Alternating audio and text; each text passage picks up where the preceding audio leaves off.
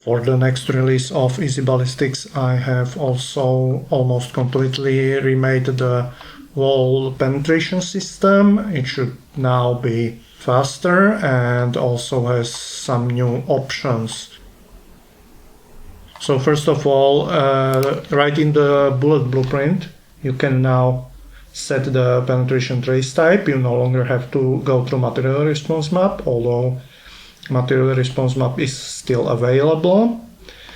Also, if you're not using it, you can now control the penetration depth by changing the material's density. So, for example, if you do reduce the density of, for example, here wood, the bullets will go easier through it. Also, the restitution controls how much the bullets ricochet. There are now also available different types of calculation. So backtrace works basically the same as the old backtrace.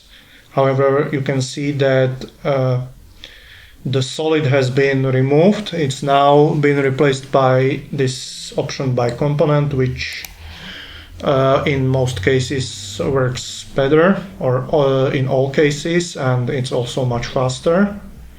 So basically just replace everywhere you used solid with by component.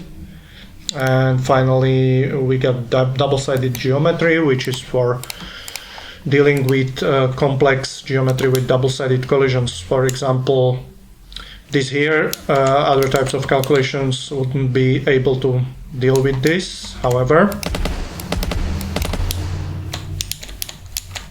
it's not a problem for the double-sided collision type. Much like previous forward trace, the double-sided collision requires your mesh to have two-sided collisions.